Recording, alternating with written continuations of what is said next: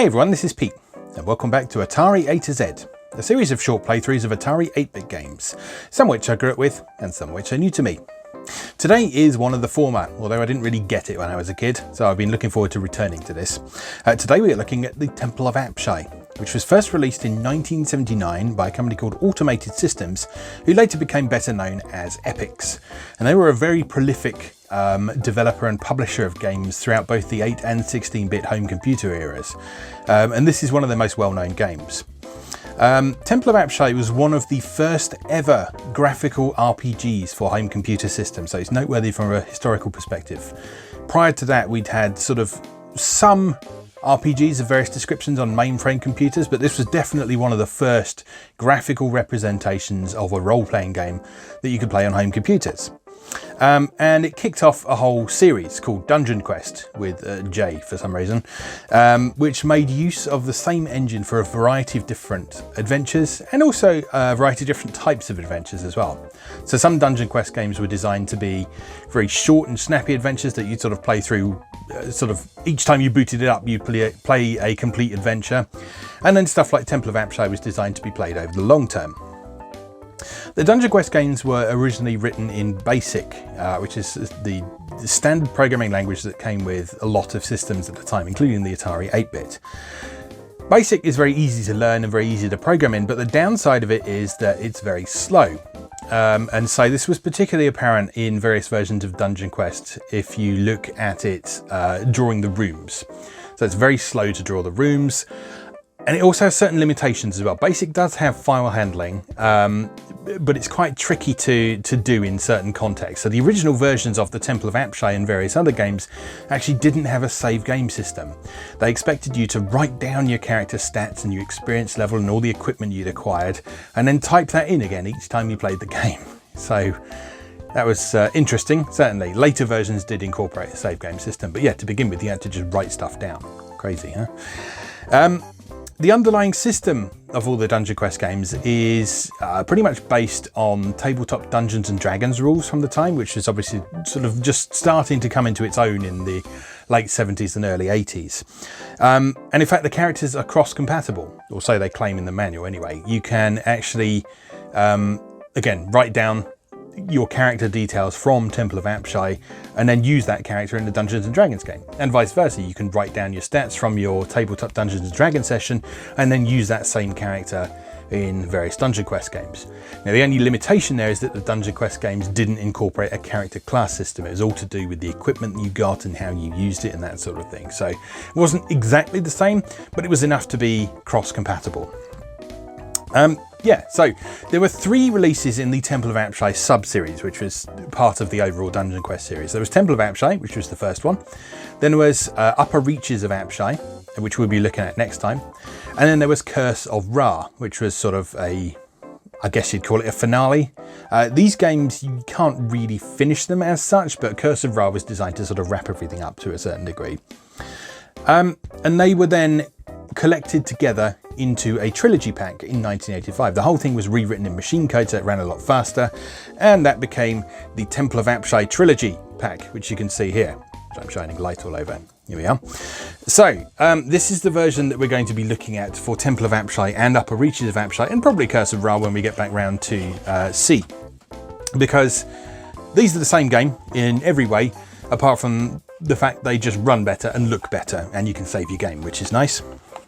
Now, one of the most noteworthy things for me, and the reason that I've been really excited to play this, is this book here, the Book of Apshai. So this is more than just an instruction manual. What this contains is descriptions for all of the rooms and treasures that you'll encounter as you progress through your adventure.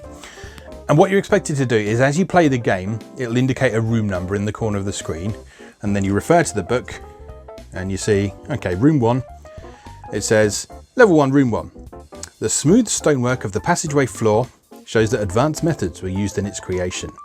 A skeleton sprawls on the floor, just inside the door, a bony hand, still clutching a rusty dagger, outstretched towards the door to safety. A faint roaring sound can be heard from the far end of the passage.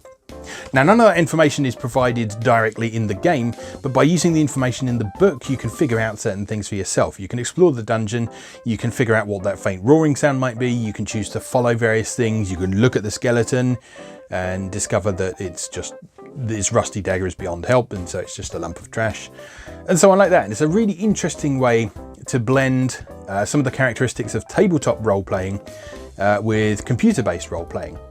And so what we'll be doing today, we'll be playing the game, I'll have the book by my side, and we'll be doing it properly.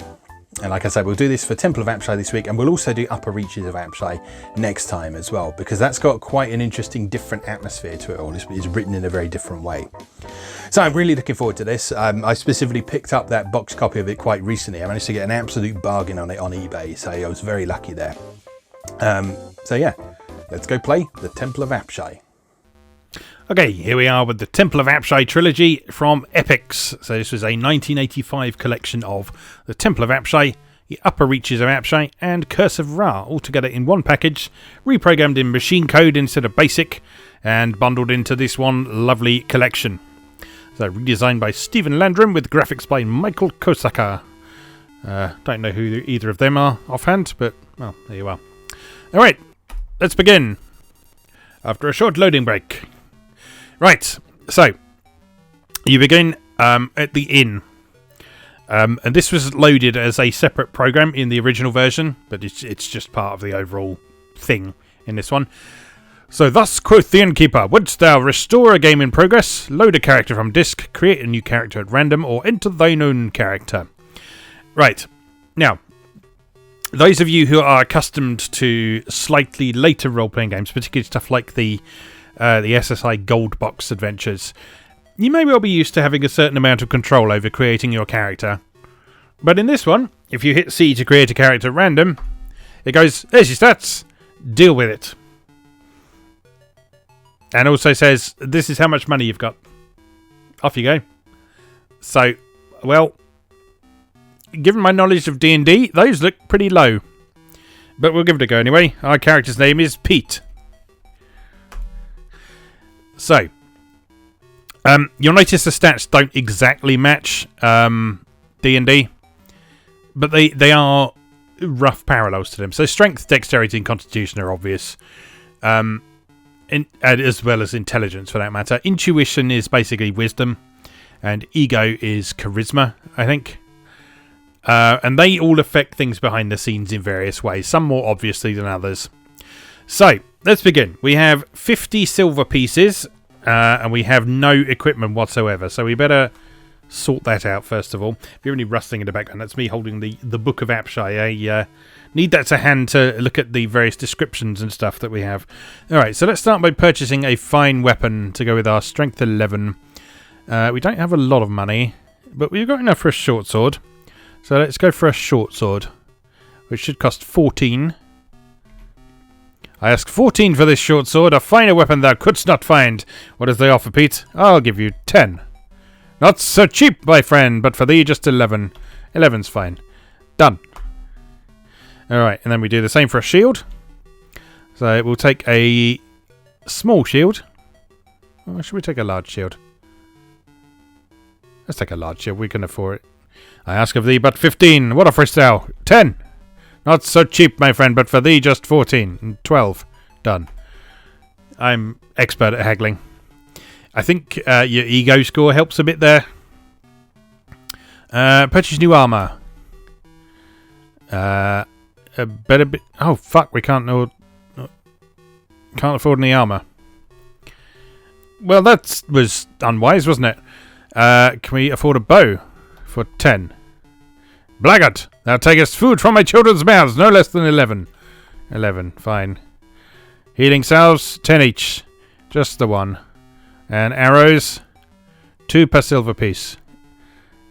Alright, 12. May as well spend all our money. And enjoy not having any armour. Right. Enter the temple. Monster speed, slow, medium, or fast. We'll have slow, because, well, we're just starting out. And here you are. You have the option of going to the Temple of Apshai, the Upper Reaches of Apshai, or the Curse of Ra. These were 3 separate games originally, but they're all bundled into this one package now. So we are going for the Temple of Apshai, Level 1. And it will then unlock the dungeon. Right. And we are into the action. So we begin in room number 1. And according to the Book of Apshai, the smooth stonework of the passageway floor shows that advanced methods were used in its creation. A skeleton sprawls on the floor just inside the door, a bony hand still clutching a rusty dagger outstretched towards the door to safety. A faint roaring sound can be heard from the far end of the passage. So, this is all represented quite abstractly. It's kind of turn-based, but it's also a game where if you stand around for too long, then a turn will just pass, as you'll see when the monsters show up. So you control this. You can control it with a joystick if you want to, but given that there's so many keyboard commands, it's actually just a bit easier to use the keyboard for everything. So you can press L and R to rotate left and right by 90 degrees. You can press G to pick stuff up. So there we've picked up treasure number 20, which it says is trash. We can also look on the treasure table to see if there's anything particularly interesting to do with that. Treasure number 20, nothing of value. Okay, so it definitely is trash. So I believe in the original release, it just gave you the number. It didn't even tell you what it was. So there you had to look it up on the treasure table to be able to understand what it is. Right, and then we can get on the move by pressing a number between 1 and 9 to move that many feet in this turn. So if you press 9, you'll move a long way, but that has the potential of exhausting you. If you look at my fatigue value up at the top, it's gone down to 99% because I'm basically running if you do that.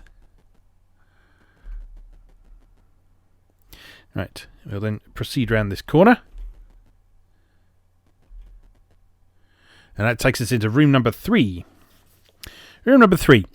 A finely carved and painted mural fills the east wall of the passage, opposite the opening, depicting men tilling the soil. A ransacked backpack rests under the mural. A roaring sound can be heard from the north. So we can see up ahead that treasure must be that ransacked backpack. So if we pick that up, they are too far away. Again, it's nothing of value, which is a shame. Right, let's just have a peek over here inside this opening. Oh, we found a monster. Right, it's a mosquito. So, if we look up the description of mosquitoes. Giant mosquitoes have a 3 or 4 foot wingspan and maneuver their slender bodies about rapidly through the air. They insert their proboscises into their prey and drain the bodily fluids. Alright, so what we have to do here is you can press A to attack. You can press T to thrust, which is a more powerful attack, but that leaves you more open to getting hit. Or you can press P to parry, which is a defensive thing, so that won't do much damage, but it will protect you. Let's just press A for a normal attack. Have we got it? I missed. Got it. It dies. Right. So you see that our fatigue has gone down a little bit from those attacks. If you use the thrust, that will use more fatigue as well. So that's the other reason why you don't want to do those all the time. All right. What were you guarding, sir? More trash. We are in room 2, by the way. Since we got distracted by that giant mosquito. A stream runs through this natural stone chamber. A narrow landing adjacent to the corridor at the north end of the chamber allows easy access to the stream. The water flows in from a cut in the west wall and flows out under the north wall near the landing. In the alcove near one end of the landing there are many urns and pots. The water is very clear and appears to be about 3 feet deep. So the trash we found there, that's among the urns and pots that we were looking at, but there's nothing there. Nothing worth investigating. So we'll head back into the corridor. Oh, it's a rat. I really love the monster music in this. It's so cool. So swamp rat are 2 to 3 feet long and are famed for their ravenous appetites. They will fearlessly attack anything that moves or has a strong smell, and they eat anything they can swallow. They come in your choice of decorator colours. Alright, let's beat it up.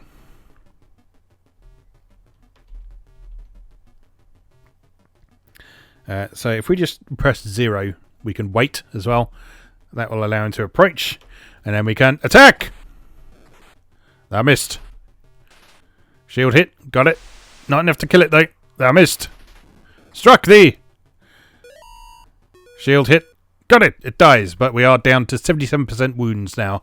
So you don't have hit points for this, you have a percentage value of wounds.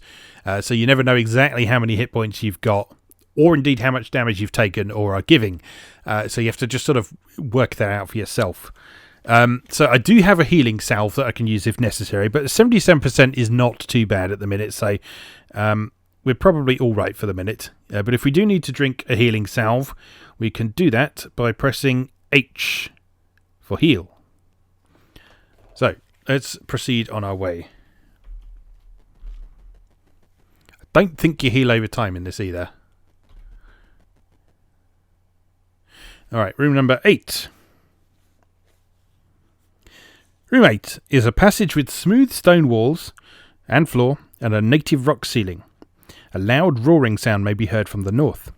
A humanoid skull rests on the floor in the middle of the passageway. I think we can probably tell whether or not that treasure is going to be of any value whatsoever. Trash! What a surprise. Right, continue onwards. Room number 11. A mist drifts into the corridor from an opening in the west wall, and a deafening roar is heard. Moss covers the floor before the opening to the west, and a rusty sword lies on the mossy stone. Alright, so what have we here? A rusty sword? Is it trash? It is indeed trash. Alright, step into the alcove, and that is room 16. Here you find the source of the roaring sound. A stream flows into the chamber from the south. We saw that before. Across the large water wheel and plummets into a pit in the floor of the cave. The bottom of the pit cannot be seen, but experiments will indicate that it is a very long drop. So you see, the on-screen display is all very abstract. You can't see any of that on the screen, so you have to use your imagination a great deal. But it's a really nice way of doing things for the period. Just because it makes you use your imagination a bit more, but it also makes use of the computer to do the annoying bits of tabletop gaming. So it takes care of all the sort of upkeep and calculations and things that you'd otherwise have to spend time doing. So you can concentrate on just exploring, enjoying the descriptions, and enjoying a virtual dungeon crawl. So we're now in room number 14. A loud roaring sound may be heard from the west end of the passage. A pyramid of medium-sized stones fills one corner of the north wall at the east end of the corridor. Well, we can see that, so let's investigate. It's trash, and there's a rat. Come here, rat. And again. I'll just face the wrong way a moment. Bear with me. Misty! Attack! Struck thee. It dies! I'm not doing too badly considering those rather atrocious stats we rolled at the beginning. So, there was nothing worthwhile in that treasure. Let's just have a look in this little side room here. This is room number 15. Room 15 is an irregular cave of native rock. The walls and floor are covered with a heavy matting of multi-hued moss. The walls are brilliant reds, greens and blues, while the floor is a pastel yellow. A wooden box lies topless in the middle of the cavern floor. Inside lies a well-made cloak. The material of the cloak seems to shimmer in the torchlight. Well, that sounds interesting. So, let's investigate this treasure. We found treasure number 4, which is a cloak. So, treasure number 4. A beautiful cloak, wondrously light, lit tough as nails. See Master Treasure Key. Okay. So, magic cloaks. These Apshaian treasures are said to protect the wearer from physical injury. This protection is by no means absolute. Alright, so that basically means that we are slightly more well defended, I think, for the rest of this expedition, rather than permanently. So, let's continue down this corridor.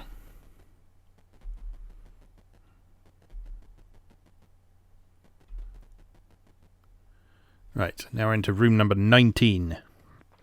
Room 19. Small bones litter the floor of this chamber and crunch under the boots of the incautious traveller. That's not ominous at all. Alright, into room number 18. The passage reeks of spoiled and rotten matter. A strip of cloth sticks out from beneath a mound of dirt in the southern portion of the passageway. I predict it will be nothing useful, but let's have a look anyway. It's trash! Alright, may as well continue south in that case while we're here. So we're now in room 21. Room 21. The west wall of the cavern shows the marks of carving tools, but the rest is natural rock. The floor of the room is overgrown with mushrooms of two varieties. One has broad flat caps and is white with brown splotches, while the second variety has black, tightly rounded caps. Alright, so I reckon that over there. I'm consistently turning the wrong direction. I don't know if you noticed that, but yeah. Treasure number 6, mushrooms. Treasure 6. Having enough to worry about at present, you forgo sampling of the mushrooms for the time being and take some of each type for future examination. See Master Treasure Key. Alright, so mushrooms. Those should be worth 6 silver pieces when we go back to the innkeeper. So we should be able to sell those, which is cool. I think that's our first honest to goodness treasure. Oh yeah, apart from the cloak, obviously. It's our first treasure that's worth money, let's put it that way.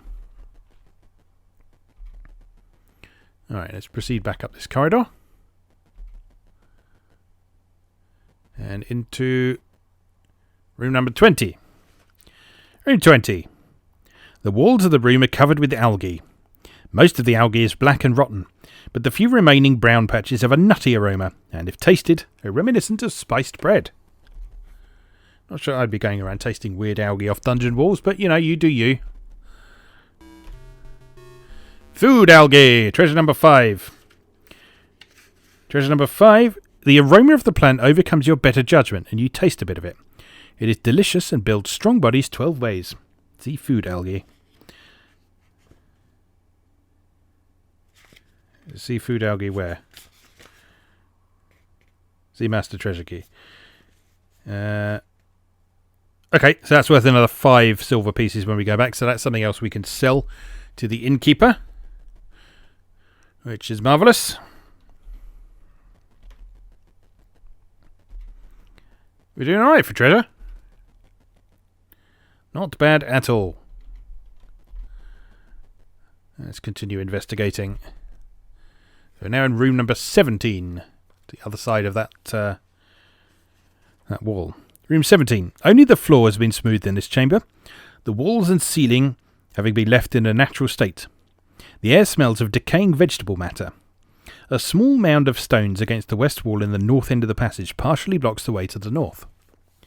Well, we can go and retrieve that trash because we know it's going to be trash. Yes, it most certainly is. Alright, room 23. The native rock walls of the room are covered with algae. Most of the algae is black and rotten, but the remaining brown patches have a nutty scent and taste like spiced bread. The exoskeleton of a huge ant lies in the middle of the chamber. I feel we may be getting into ant territory shortly. But we can probably get some more algae out of this. There we go. So another 5 silver pieces. Might even be able to afford some armour at this rate. How about that? That'd be a thing, wouldn't it?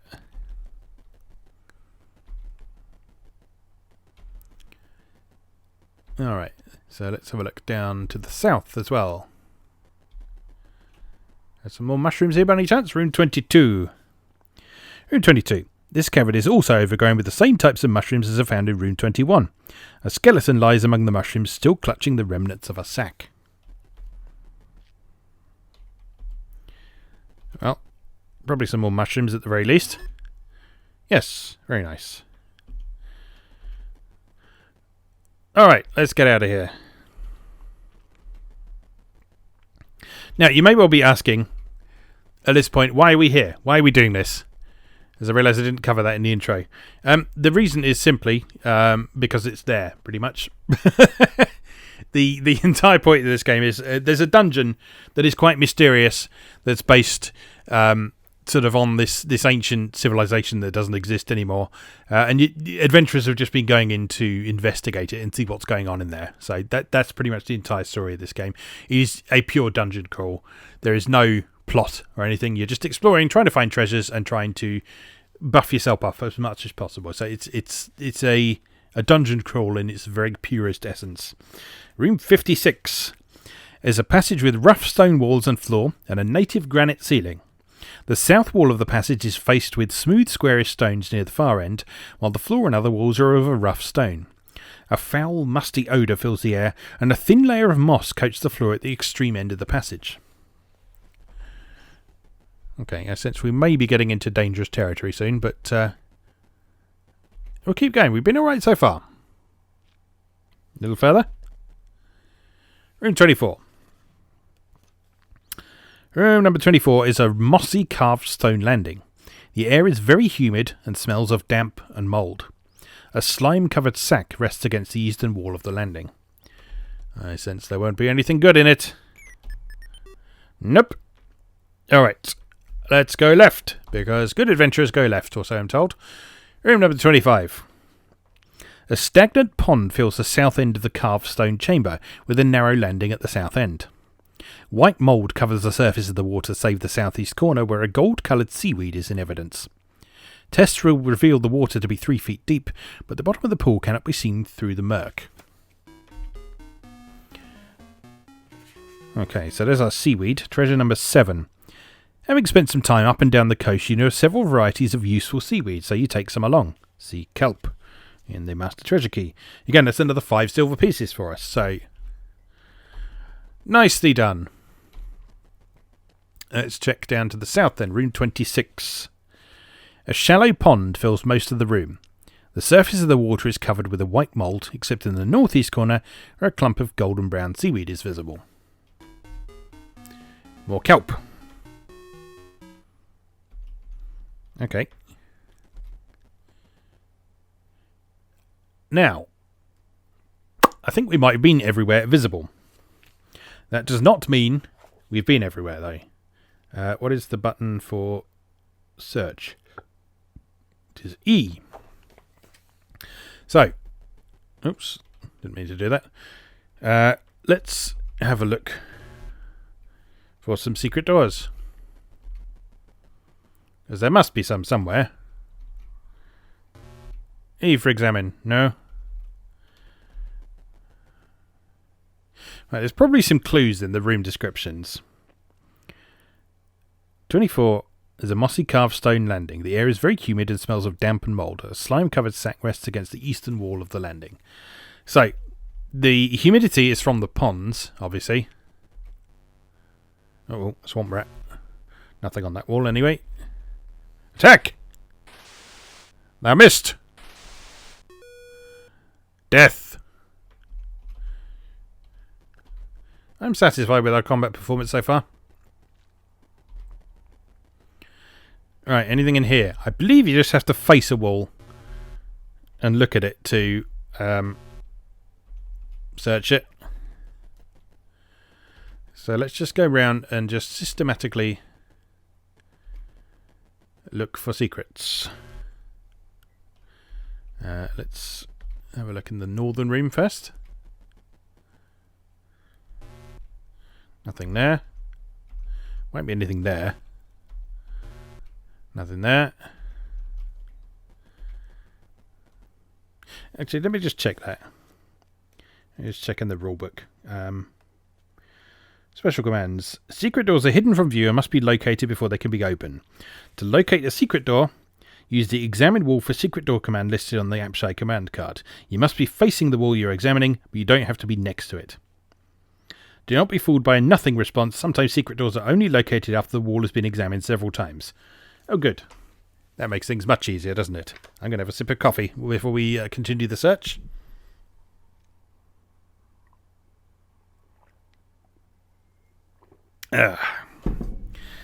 Good shit. Right. Okay, let's head back this way. Anything in either of these walls? No, nothing there. Nothing there.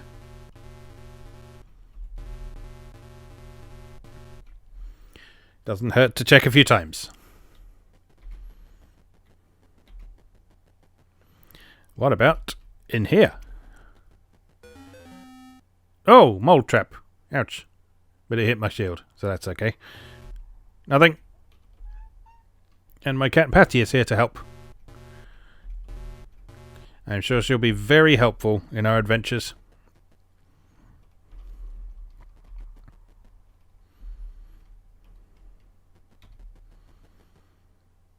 No, nothing much going on here. This looks like prime secret door territory. Oops, that's the wrong button. Nothing. Nothing. Nothing. Nothing. Nothing. Nothing. Nothing.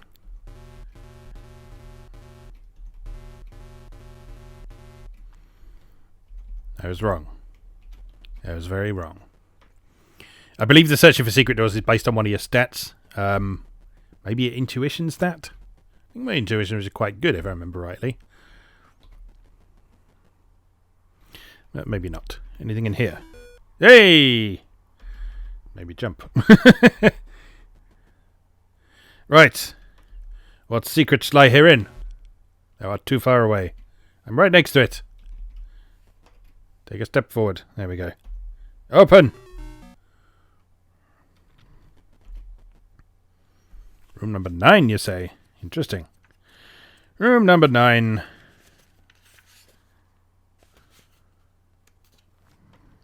Room 9 is of roughly hewn stone.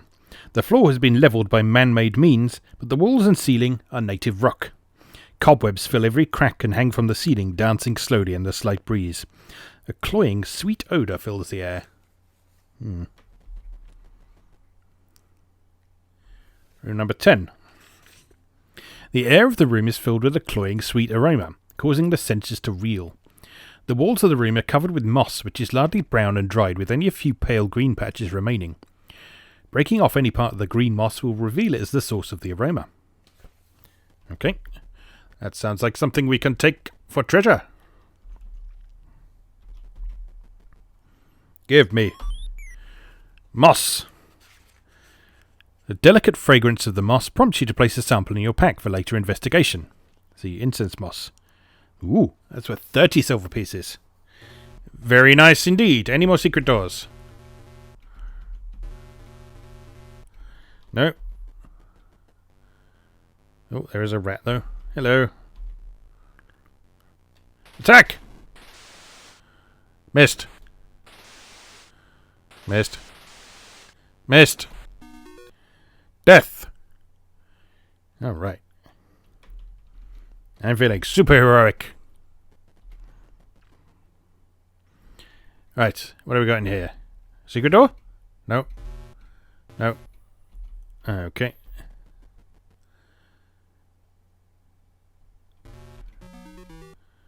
Oh, you have to find a secret door from the other side as well. That's rude.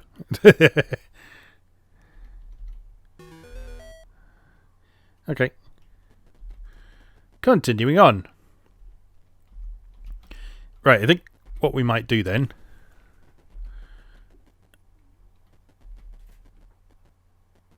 Actually, let's search in here as well.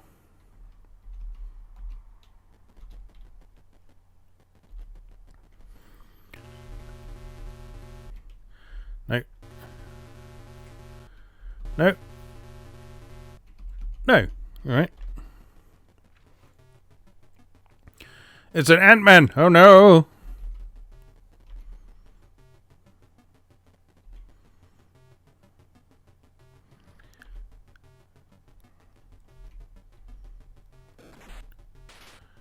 Got it. Death! I fear no Ant-Man.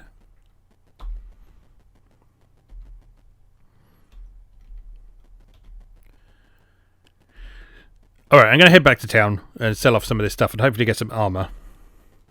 And then we can explore one of the other levels. As I doubt we've cleared out this level entirely. Because there's sure to be some other secret doors somewhere. But, for the sake of interesting videos, we can proceed. Wouldst thou return to the inn, drop off thy treasures and re-enter the dungeon, or examine thy treasures? Let's examine them. Okay, we have found 30 silver worth of moss. We found a cloak. 2 pieces of food algae for 5 each. 2 mushrooms for 6 each. 2 kelp for 5 each for a total of 62 silver pieces. So let's return to the inn. Let us see what fortunes thou hast retrieved. Yes, we've just seen that. Okay, so we now have 210 experience points and 62 silver pieces. So first thing we're going to do is purchase some new armour. So let's just take the leather armour for now. Ask of thee but 30. You can have 20 for it. I'd not part with these fine goods for that pittance, mayhap for 29. 25, done. Let's also get a bow. There already has one. Okay, fair enough, we have a bow. We have no arrows though, so let's get some arrows. Oh, we did buy some arrows. It doesn't hurt to buy some more though, does it? How many have I got already? 12. 2 per silver piece. Let's get another 8, just to take us up to an even 20. And then let's re-enter the temple. We'll keep the monsters on slow for now. Temple of Apshai, level 2, if you please.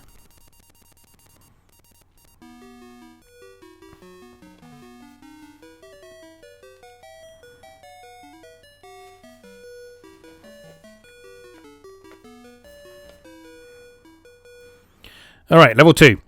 Room 1 is a passage with native granite walls. The ceiling and floor have been carved level. A low scraping sound vibrates through the floor. The air has a musty smell of age and death. The dust on the floor is heavy near the walls, but a clear path has been worn down the centre of the passage. Someone's been here.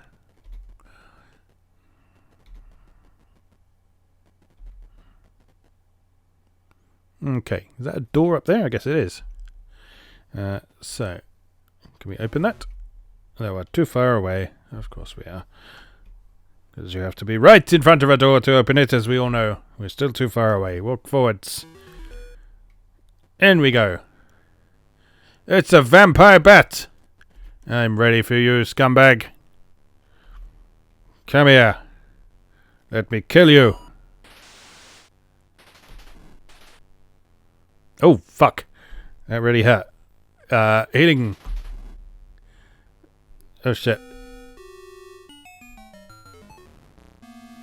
Maybe level 2 was a bad idea. Thou art slain! Elias the dwarf found thee. Now that means something.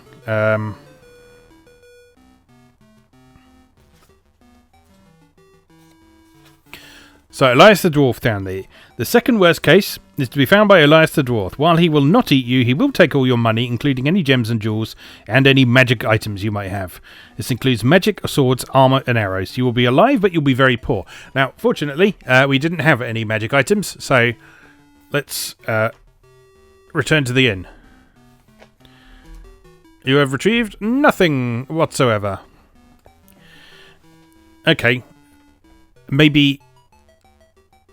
can we afford a new weapon? Broadsword is 18. Yeah, we can afford a new weapon. Ask 18 for this broadsword. 'Tis well forged iron. You may have 15 for it. Done. Marvellous. We got a large shield already, so we don't need any more of that. Let's get some more healing salves. It costs 10 each. Oh, just 1 then, I guess. Alright, Temple of Apshai. Maybe we don't go to level 2 just yet. Let's go back to level 1. There must be some more secret doors somewhere. Now, if nothing else, we can basically grind. So you can go fight the monsters that are here again. Because some monsters are wandering and show up randomly. And other monsters are fixed, so they always show up in the same place.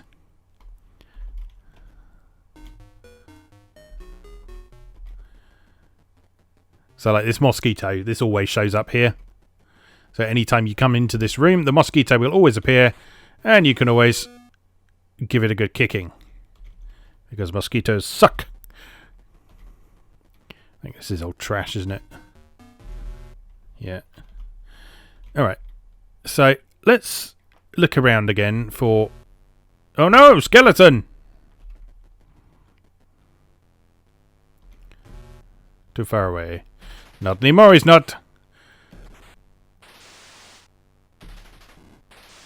Oh, he's doing a lot of damage. But it's dead. Heal. 10%. That's terrible healing. Ant-Man. We can deal with Ant-Man. Come on, Ant-Man.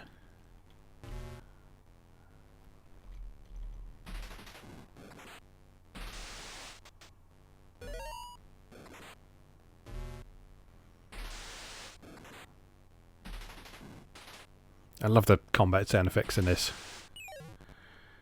Oh, down to 11%. I think it's probably... Just gonna quickly limp off in this direction. Get out of here, mosquito. I'm not interested in you right now.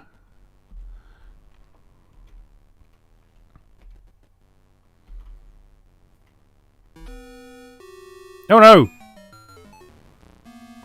Dead again. Thou art slain! Thou art lucky, Lorenthal the mage chanced upon thee. That's quite good, I think. Lorenthal the wizard is only slightly easier to please than Elias. In return for your life, he will take any special magical items you might have, leaving you with your cash, gems, jewels, weapons, and armour. Okay, so the worst case scenario when you get killed is that you're eaten by the monster that killed you. But you can also be rescued by the dwarf, who we've seen, and the mage, who we've seen there, and then there's also the cleric, who just takes a little bit of money as like a donation, and all of them will resurrect you, aside from the monster who eats you. So let's return to the inn again. 3 bits of trash, no good. All right, back in again.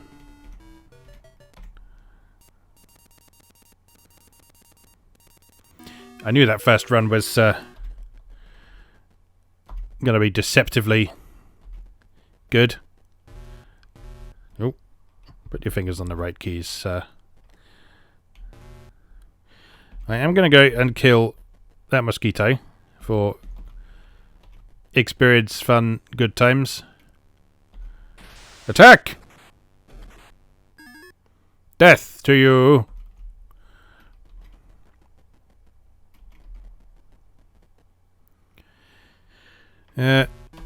Oh, another secret door. Wonderful.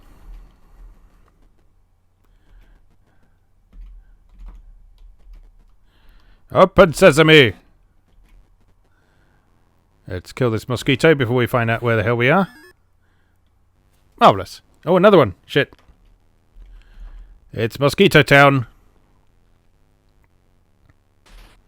Have some. Have some more. Eat it. Oh dear. Oh dear.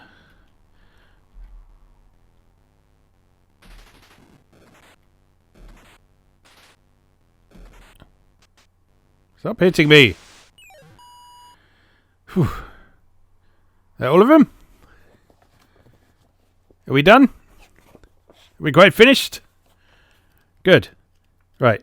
Where are we? Level 1, room 4. Room 4 is a smoothly carved passage with a native granite ceiling. Slippery green moss fills every crack and crevice in the room, and the air is filled with its heavy scent. An empty purse lies in the southwest corner, and a droning sound can be heard. Well, I think we know why we heard a droning sound, didn't we? Because there were fucking millions of mosquitoes, and the treasure is absolute trash, as usual.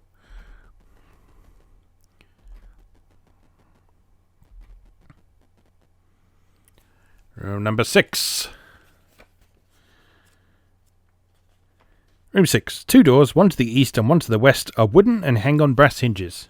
Oh no, that's the wrong level. Beg your pardon. I was going to say there's no doors in here. Number 6. Water flows into this chamber from the northern part of the west wall and out again through the southern part of the same wall. The surface of the water is covered with moss and multicoloured lilies, some within reach of the landing. Experiments will reveal the water to be about 3 feet deep. Interesting. Alright, what have we got here?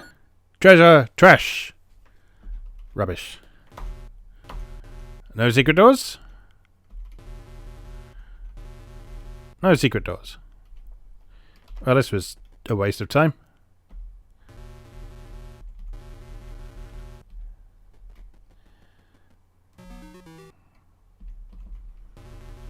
Definitely nothing else here.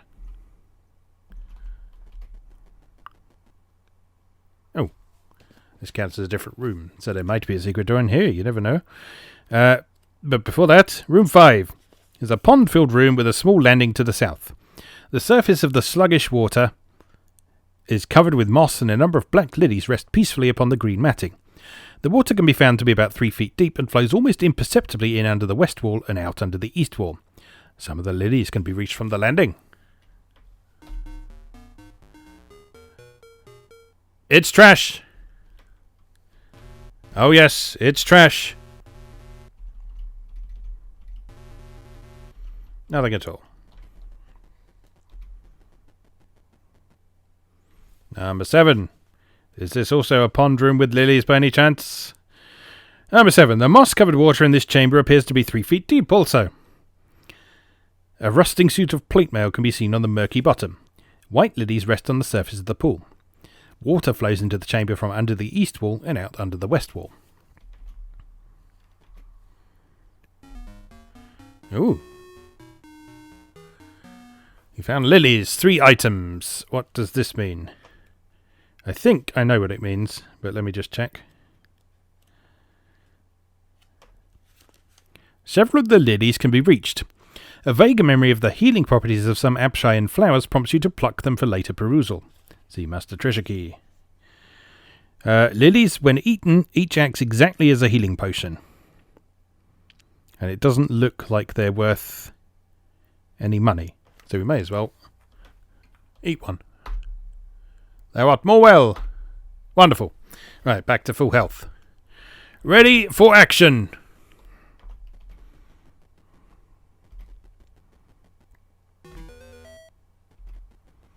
Alright, that's worth remembering. So presumably every time we come into this level now, we can go and get some of those lilies for some healing elixirs. Which I don't know about you, but that sounds jolly useful. Alright, we've been that one. Oh, we've not been in that one though. Again, it's a proper adventure territory now. They are too far away. Room 54. It's a jolly tiny room. Level 1. Room 54. A dusty wooden chest sits in the southeast corner, the iron lock rusted through and the wood decaying from the dampness. They're thoroughly Oh god! Centipedes!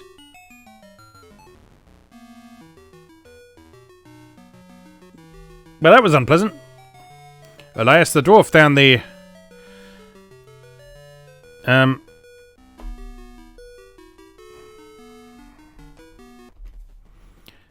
Right. Let's have another look at whatever was going on there. Let's go and get some of those elixirs first.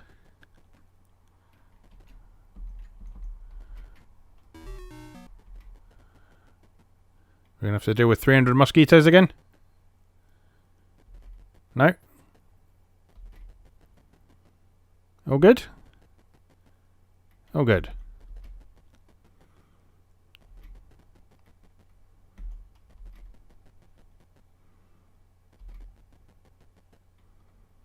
No, okay. It looks like the dungeon hasn't reset. I think maybe you have to go back to the inn to make it reset.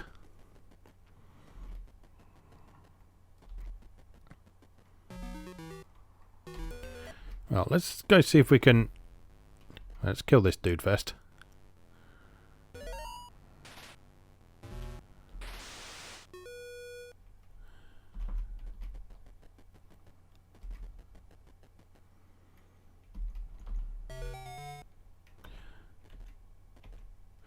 Right. So this time, beware of the centipedes. Right, they're still there from last time. Oh god, they're really tough. Thou art slain. Thou art lucky, lo and fall the mage chanced upon thee. I'm going back to the inn. Right, what can we do about that? I think probably we just need some better protective gear.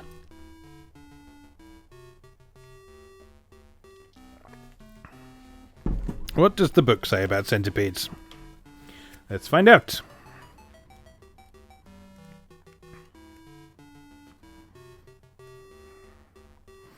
Centipedes. This represents a lesser little bugger such as might take up residence under a chest or in some remote crevice.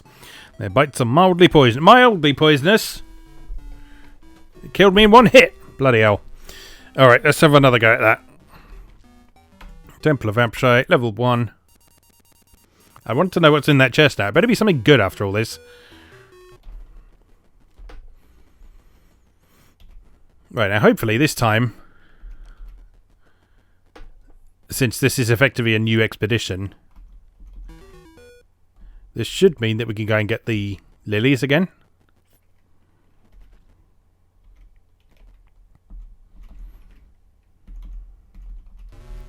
Oops. Open the door. Oh, that also means we have to fight 300 mosquitoes first.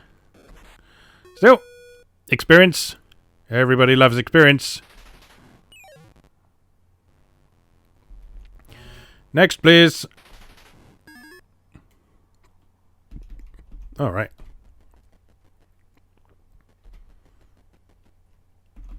We took a bit of a beating from them. Oh, only 2 of them this time. Okay, so there is a certain element of randomization there, but we can enjoy one of those and be brought back to full health.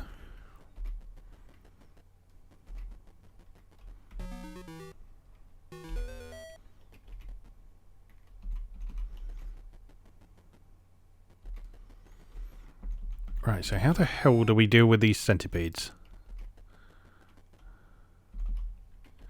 Very carefully, right?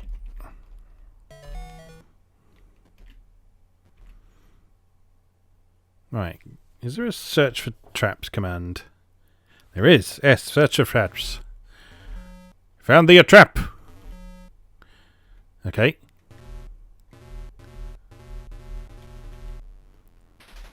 Swamp rat. Oh, the centipedes must have been wandering monsters then. Unless...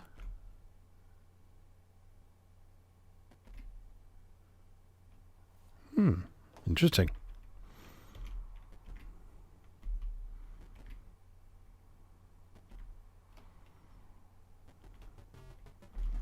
Get out of here.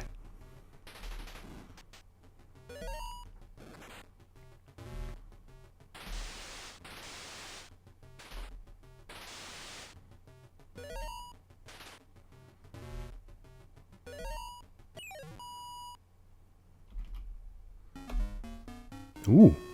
Copper ingot. 17. Treasure number 17. This much copper's got to be valuable, so you slip the ingot into your sack. See copper ingot. See master treasure key. Copper ingot. 20 silver pieces. Better than nothing. Any other secret doors in here? There are. Uh-oh.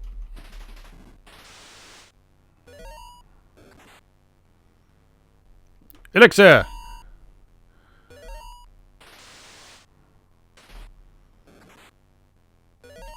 Die! Die! Thank you. Ouch.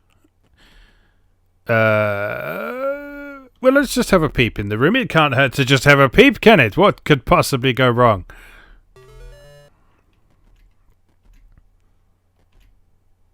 Room 53, you say? Room 53.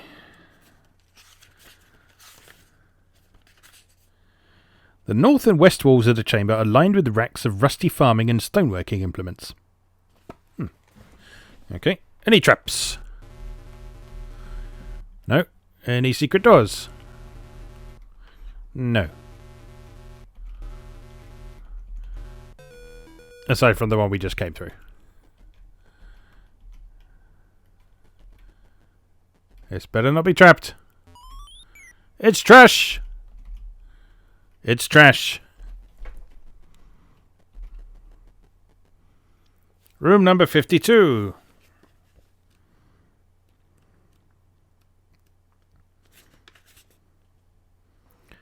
Room 52 is a smoothly worked passage. Shallow alcoves line the north wall, but are empty save for dust and an old boot that crumbles at a touch. The carpet of dust on the smooth floor is undisturbed. Interesting. We're into secret territory.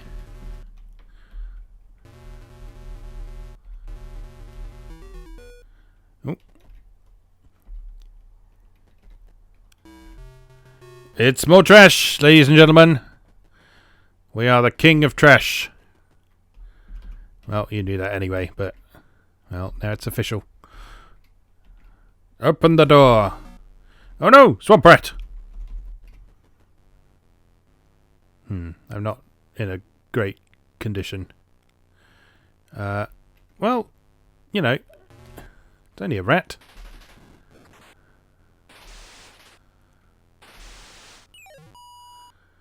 Whew, we are getting a bit low on the old health. What's in here? A rat. I am a little concerned. Oh, the bloody dwarf took all my arrows. What a bastard. Do I fight the rat? Yeah, why not? Got it. Kill it. Kill it, please. 11% health. Don't kill me. Don't kill me. Please don't. Oh no, it killed me. Please don't eat me. Thou art lucky, Lowenthal the mage chanced upon thee. Return to the inn. Alright, we get to keep our copper ingot at least. Alright, so we now got 28 silver. Let's get some arrows. I stole a bow as well. Oh, twat. Purchase a bow. You can have 10 for that. 10.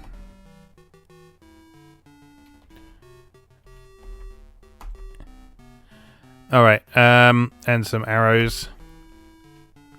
Give me 10 arrows. And give me a healing salve. Right, let's have one more expedition and then we'll call this a day. I am enjoying myself. This is a fun game.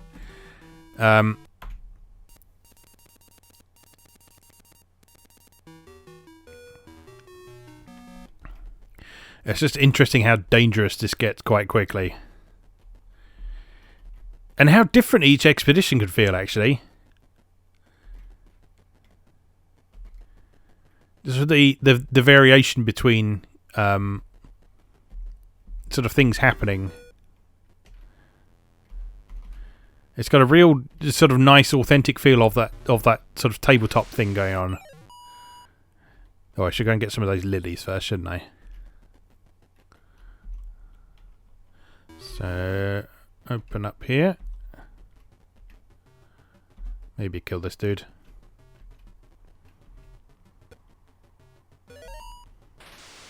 God, I took half my health with one hit. I really suck. Another one. Die! Thank you. Heal.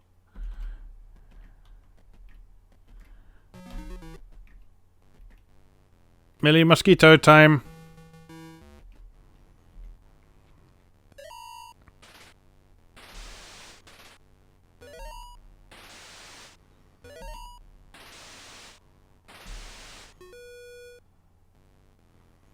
I am taking a proper pounding from everything this time around.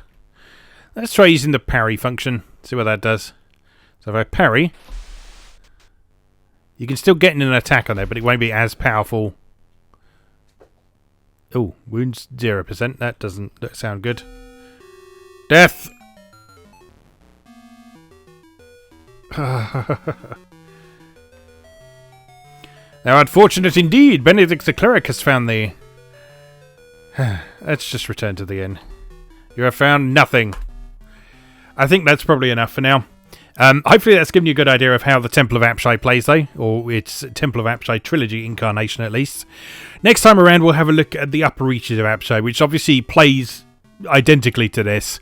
But the room descriptions and stuff have got a very nicely different atmosphere about them. So I'm looking forward to trying those out. It's supposed to be a lot more sort of light-hearted than this one. So, as always, thank you very much for watching, and I'll see you again next time.